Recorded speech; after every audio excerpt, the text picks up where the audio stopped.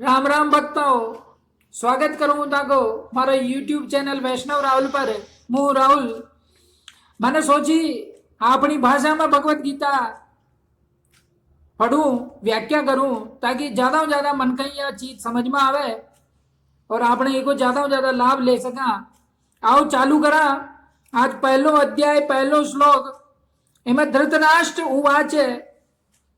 धर्म क्षेत्रे कुरुक्षेत्रे समवेता युयुत्सव मामकः पांडवाश्चैव किम कुर्वतः संजय। इमें धृतराष्ट्र बोल रहा है, कहे संजय, धर्म क्षेत्र कुरुक्षेत्र, धर्म भूमि कुरुक्षेत्र में इकट्ठा होया युद्ध की इच्छा मारा और पांडु का बेटा बेटिया ने कहीं करियो। संजय सु पूछ रहा धृतराष्ट्र जी। तो भक्ता सबों पहली बात मु बताबू चाह रही हो कि धर्म क्षेत्र कुरुक्षेत्र हो कहीं कि देखो कुरुक्षेत्र में देवता ने यज्ञ भी करिया और राजा कुरु ने भी तपस्या करी। यज्ञ आदि धर्ममय कार्य होबाऊ कारण है और राजा कुरु की तपस्या भूमि होबाऊ यानी धर्म भूमि कुरुक्षेत्र की गई। यहां जो धर्म क्षेत्र कुरुक्षेत्र की पद की बात हो रही, मैं क्षेत्र शब्द जो है मैं धृतराष्ट्र के बुझे रहा कि यह अपनी कुरुवंशिया की भूमि है, जो यह केवल लड़ाई की भूमि कौन है भाई, प्रत्युत तीर्थ भूमि भी है यार, जहां में प्राणी जीते जी पवित्र कर्म करे अपना कल्याण कर सके, इधर लौकिक और परलौकिक सब तरह को लाभ ले सके। ऐसो विचार करके श्रेष्ठ पुरुषों की सम्मति लेकर युद्ध के लिए यह भूमि चुनी गई ही। देखो संसार में प्राय तीन बातें ले लड़ाई हो गए। पहली बात है भूमि, दूसरी बात है धन, तीसरी बात है स्त्री। इन यह तीन यामों भी राजा की आपस में लड़ाइया हो गए। जमीनी लेर, गांव में भी जमीनी लेर लड़ाई हो, या पाती मारी या पाती दाकीर या डोली माँ की दे, अटी कशा आ गया उठी कशा आ गया, तो जमीनाई लेर घनी लड़ाइया हुए। तो यहाँ जो कुरुक्षेत्र में भी बात हो रही वह जमीनी ले रही तो लड़ाई हो रही भाई। हो कहीं कि कुरुवंश में धृतराष्ट्र पांडु का पुत्र सब एक ही हो जावे नहीं, बाप दादा कुरुवंश, वंश तो एक ही यहाँ को। तो कुरुवंशी होवा के कारण ही दो यहाँ को कुरुक्षेत्र में यानी राजा कुरु की जमीन पर बराबर हक लाग। तो इसलिए अब कौरव पांडव जमीन नहीं दे रहा, तो दो ही जमीन खाने लड़ रहा, यही हाथ लड़ रहा है कि नहीं। यह बात भी हो गई कि भाई यह लड़ाई यहाँ हो रही। तो अपनी भूमि होबा के कारण दोया के लिए कुरुक्षेत्र पद युक्ति संगत है, न्याय संगत है। तथापि अपनी जो सनातन वैदिक संस्कृति अतरी अद्भुत अतरी विलक्षण है कि कोई भी कार्य करेंगे अपने पुराना लोग तो धर्म ही सामने रख करेगा। देखो भाई धर्म अगर है,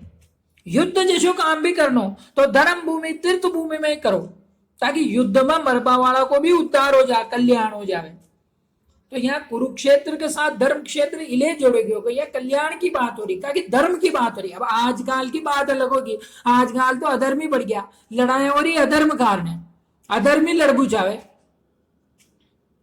तो उमा फिर कहीं लड़ाई हो पाऊ गति प्राप्त तो वीर गति हो पाऊ, कल्याण नहीं होगा का ये अधर्म कारण लड़ रहा। हाँ अगर धर्म के कारण कोई लड़ रहा तो उनको कल्याण हो बुता है, उद्धार हो बुता है। और बढ़िया बात बताबू चाहता कहीं का आरंभ में यहाँ जो धर्म पद की एक और बात तोल पड़ रही कि अगर आरंभ को जो धर्म पद है इसको धर लेला और 18वां अध्याय को अंतिम श्लोक को मम पद लेला उमें म लेला तो धर्म शब्द बन जाए। यानी ये जो पूरी गीता यानी पहलो जो यो अध्याय को पहलो जो श्लोक है इनमें ध आ रही हो और अंतिम 18वां अध्याय को जो अंतिम श्लोक में आ रही हो, तो ये यहाँ दो जोड़ा तो धर्म बन रही हो। यानी जब पूरी गीता है या धर्म की बात करें, देखो इले यो जानबा खाने या गीता पढ़वो जरूरी, धर्म का पालन करवाऊं सोई तो गीता को सिद्धांत को पालन हो जाऊगा और गीता का सिद्धांत का अनुसार काम करवाऊं गई होगा कि धर्म को अनुष्ठान हो जाऊगा। तो अब बात हो रही कि जो धर्म क्षेत्र कुरुक्षेत्र है यहाँ अपने कहीं शिक्षा लेनी चाहे। देखो इनमें कुछ एक शिक्षा अपने जो मिल रही बात बताऊं मुदा कहीं। पहली बात कि कहीं भी काम करो तो अपना धर्म ही सामने रखकर काम करो, पहलो बात। दूसरी बात कि सभा के हित की दृष्टि में काम करनी चाहिए, केवल खुद का आराम की दृष्टि खुद का सुख की दृष्टि नहीं होनी चाहिए किसी भी काम करवा में। और कर्तव्य अकर्तव्य का कि भाई यह बात करनी छावे कि यो काम करनी छावे यो काम नहीं करनी छावे इका विषय में शास्त्री सामने रखनो या कोनी बात कि भाई मारे मन में आई जाए पड़ी करी रही अरे नहीं करनी है ताकि मन में तो कणाके आवे सत्यानाश करोगे जमाना को कर्तव्य कर्तव्य खासू जाने जाओगा शास्त्राओं जाने जाओगा तो ये तीन बातें ध्यान रखनी गीता में आपने सीखेंगे आगे और बढ़िया तरीका हूं कि कहीं भी काम करना हो तो धर्म ही सामने रख करना दूसरी बात के सभा का हित की दृष्टि काम करना केवल खुद का आराम की दृष्टि नहीं खुद का सुख की दृष्टि नहीं तीसरी बात करना कि नहीं करना यो कोई बताओगा मनक नहीं बताओगा धर्म बताओगा और धर्म कोई बताओगा शास्त्र तोल पड़ेगा शास्त्र पढ़ो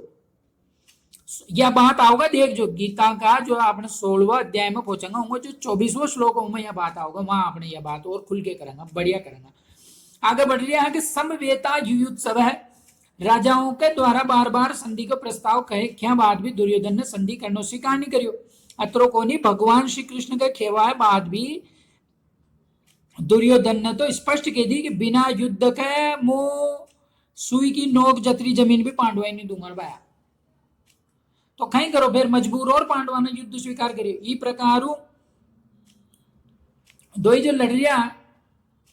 ये युद्ध की इकट्ठा हो या युद्ध की इच्छा हूं पर दो ही सेनाओं में युद्ध की इच्छा रहने पर भी दो युद्ध की इच्छा होने बाद भी दुर्योधन में ही युद्ध की इच्छा विशेष रूप से थी कि उनको मुख्य उद्देश्यों को राज्य प्राप्ति को ही हो वो राज्य प्राप्ति धर्म हो न्याय हो अन्याय हो सही तरीका हो गलत तरीका हो कशा भी तरीका हो मैं तो राज्य चाह रही हूँ दुर्योधन को तो यही भाव हो इन्हें विशेष रूप हो केवल दुर्योधन को पक्ष ही हो जो युयुत्सु हो मानी युद्ध की इच्छा वाला हो युद्ध की इच्छा वाला हो पक्ष केवल दुर्योधन को इले हो और बात बताऊं का हो कि पांडव जी है बापड़ा धर्म की मुख्यता ही वहां में दो वहां को ऐसा भाव दो कि आपने तो जैसे चाह रहे लगा जैसे तरह जिंदगी जी लगा पर आपने धर्म में बाधा नहीं आनी चाहिए धर्म का विरुद्ध नहीं चलेगा यही बात ही ले रही महाराज युधिष्ठिर युद्ध नहीं करना चाह रहा था कि भाई युद्ध नहीं करा परंतु माँ की आज्ञा युधिष्ठिर ने जिस तरह चारों भाइयों सहित द्रौपदी से भी विवाह करियो वही माँ की आज्ञा होने के कारण महाराज युधिष्ठिर की युद्ध में प्रवृत्ति हुई थी अब देखो बात बताऊं मुंह को हो गए कि माता कुंती बहुत सहिष्णु स्त्री थी कष्टों बचकर सुख आराम राज्य ये सब छाबू ऐसी भावना नहीं है वहां के अंदर वही एक ऐसी माता ही जिन्हें भगवान विपत्ति को वरदान मांगियो कि भगवान विपत्ति रहेगा तो थे मांग लड़ रहेगा इले बोलो दे दो विपत्ति दे दो पर थे मत जाओ बताऊंगा यह भी बात तो उमें सुख की कहीं इच्छा तो ही नहीं अतरी फिर भी वहां के मन में दो बातें ही लेर बड़ो दुख हो पहली बात तो कहीं कि भाई राजपाट खांड है कौरव पांडव लड़ता तो लड़ता रहता छाय जो करता पर मारी बहू है माँ की लाड्य द्रौपदी को दुर्योधन आदि दुष्टा ने सभा में ऐसा नगन करवा की कोशिश करी अपमानित करवा की कोशिश करी ऐसी ऐसी गंदी चेष्टा करी ये मनुष्यता थोड़ी है ये बात कुंती गणी बुरी लगी और दूसरी बात कुंती जा बुरी लगी वह यही कुंती माता ही कि भगवान श्री कृष्ण जो है पांडवा की ओर जब संधि को प्रस्ताव लेकर हस्तिनापुर आया नहीं तो दुर्योधन दुशासन कर्ण शकुनी यहाँ सभा में कहीं करियो भगवान को पकड़ कैद कर पूछा मार बेटा ने इस बात को सुनकर कुंती का मन में तो अथरो विचार हो कि अब यहाँ दुष्टाई जल्दी खत्म कर दो कहीं कारण कि भाई यहाँ का जीता रहना हो यह का पाप और बढ़ता जाएगा ये तो पापी हो गया ये और पाप करेगा जिसमें यहाँ को घणो नुकसान होगा बापड़ा को अरे वे समझ नहीं रहा वे नुकसान कर रहा खुद को कोई कौरव तो यानी कि नमटा तो यानी जल्दी तो यहाँ दो कारणों माता कुंती ने पांडवा युद्ध के लिए आज्ञा दी है और केवल माँ की आज्ञा पालन रूप से ही धर्म युधिष्ठिर युद्ध की इच्छा कर रहा है इसको मतलब है कि दुर्योधन तो राज्य को लेकर युद्ध कर बुझा रहा पर पांडव धर्म को लेकर युद्ध कर बुझा रहा देखो अब कहीं करा धार्मिक आदमी भक्त आदमी युद्ध नहीं कर बुझावे पर धर्म की हानि नहीं देख सका हो जहाँ धर्म की हानि हो रही वहां युद्ध कर बहुत जरूरी भी हो जावे आगे बढ़ेगा देखो माम का पांडवाश्चेव अब धृतराष्ट्र की बुद्धि तोड़ पड़ेगा देख जो कि पांडव धृतराष्ट्र का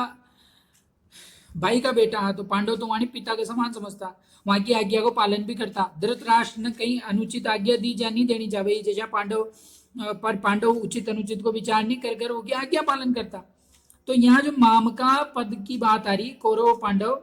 दो ही आ जावे मैं माम का मेरे कहा कि उकाई तो है नहीं भाई वो का भाई का बेटा पर फिर भी वो अलग अलग कह रहे हो देखो माम का पांडव आश्चर्य पांडवा पद इन्हीं अलग देवा को मतलब कहीं कि धृतराष्ट्र की बुद्धि तोल पड़ रही कि वो खुद का बेटा बेटिया में और पांडु पुत्र में भेदभाव कर दो, पक्षपात कर दो, खुद का पुत्र के प्रति उग्र मोह हो, और वो दुर्योधन आदि तो खुद को मानते हो और पांडव ही खुद को नहीं मानते। इस कारण ही खुद का पांडव ही तो खुद का पुत्र ही तो खुद का पुत्र ही कौरव ही तो उन्हें कहेंगे मामका, और पांडु के पुत्र हैं कहेंगे पांडवा,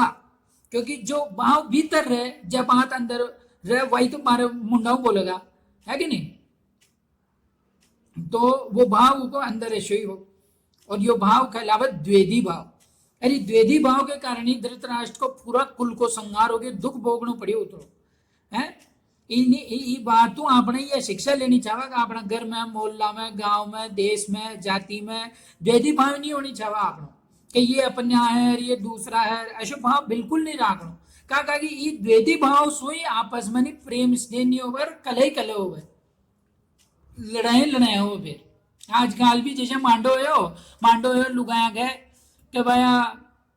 ये तुम्हारा पति मारो है, बाकी का रिश्तेदार मारा कौन। अरे ऐसा कौन ही। और यही बात मतलब दूल्हा लाडा के लिए भी ऐसे ही है। अरे आपनो रिश्तो हो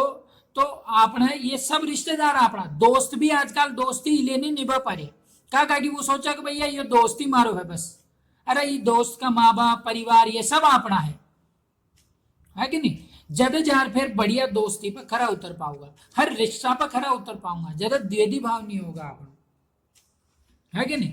तो यहाँ पांडव पद के साथ और एव पद को तात्पर्य है कि पांडव तो बड़ा धर्मात्मा, फिर भी उन्हें युद्ध नहीं करना हो, पर वे युद्ध के लिए रणभूमि आकर उन्होंने क्या किया ये पूछ रहे हैं धृतराष्ट्र जी। मामकार पांडवा, यहाँ में पहली मामका पद का उत्तर संजय दगा देख जो आगे जा दूसरा श्लोक 13वां श्लोक तक कि भाई आपके पुत्र था का पुत्र दुर्योधन ने पांडवा की सेनाएं देख द्रोणाचार्य के मन में पांडवा के प्रति द्वेष पैदा कर कारण है कि नहीं। द्वेष पैदा कर कारण है द्रोणाचार्य के मन में पांडवा के प्रति। ये दुर्योधन साहब ये जाऊंगा वहां के नगर द्रोणाचार्य नगर और पांडवा के मुख्य मुख्य सेनापतियों को नाम लगा। अब ये ऐसा रहा द्वेषी भाव। आजकल मन कैसे हो गया कि द्वेष करनो लड़ाइया करानी तो एक एक घंटा बातें कर लो, यहाँ से सच की बात करो तो भाग जाएगा मारा बेटा, सच की बात नहीं सुन पूछागा है। अरे उल्टी एक दूसरे की बुराइयां करो तो ये ऊंचा ऊंचा और बातें करेगा, ऐसा मन हो गया आजकल। तो वही बात हो रही दुर्योधन की भी यही नीति कि जैसे जैसे लड़ाई द्रोणाचार्य जी गुरु जी पांडवा का भी तो कि भैया ये तो यहाँ के मन में लड़ाई कराऊं वहां के प्रति, तो आगे बताऊंगा और खुल के ही बारे में। तो उसके बाद दुर्योधन अपनी सेना का मुख्य मुख्य योद्धाओं को नाम लेकर रण कौशल आदि की प्रशंसा करेगा। आगे का श्लोक में आगा कि दुर्योधन को प्रसन्न करवा कारण भीष्म जी भी जोरो शंख बजाएगा, 19 और कौरव सेना में शंख आदि बाज बजे उठगा। फिर 14वां श्लोक 19वां श्लोक तक पांडव पद का उत्तर देंगे कि भाई पांडवा ने कहीं करियो। भगवान श्री कृष्ण शंख बजाओगा, फिर अर्जुन भीम युधिष्ठिर नकुल सहदेव ये भी शंख बजाओगा। इस दुर्योधन की सेना की हृदय जो है नी दुष्टा को हृदय तो जो गलत है नहीं देखो वे अंदर हूं तो जाना ही मैं गलत हूं पर मानने को नहीं। और मान जाओ नहीं यार, मान जाओगा तो भला ही हो जाएगा, मनक नहीं मरेगा फालतू में, पर माने को नहीं मनक। वो बात की बात है, ये सब आपने आगे करेंगे। अब इमा आगे एक छोटी सी बात और कहता दूं कि किम कुर्वत है। किम शब्द का 3 अर्थ हो देखो, या तो विकल्प होगी या निंदा करिए या प्रश्न करिए। अब विकल्प तो यहाँ है कोनी का कि युद्ध तो शुरू हो गया पहली, है कि नहीं, क्योंकि 10 दिन तक तो युद्ध हो चुके। उसके बाद भीष्म को रथ से गिरा देने के बाद ही तो संजय हस्तिनापुर आकर धृतराष्ट्र को आगे घटना सुना रही हो। और दूसरी बात आप निंदा भी वे नहीं कर सकेगा कि वहां का खुद का बेटा बेटी लड़ रहा है, निंदा थोड़ी करेगा। युद्ध तो हो गया, अब निंदा करके करना। फिर तीसरी बात यहाँ सही मालूम पड़ रही कि भैया वे प्रश्न नहीं पूछ रहे हैं कि भाई किम किम कहीं कर रहे बता भाई। धृतराष्ट्र संजय जो भिन्न भिन्न प्रकार की छोटी बड़ी सब घटनाओं का अनुक्रम से विस्तार पूर्वक ठीक ठीक जान बखान नहीं ये प्रश्न करिए।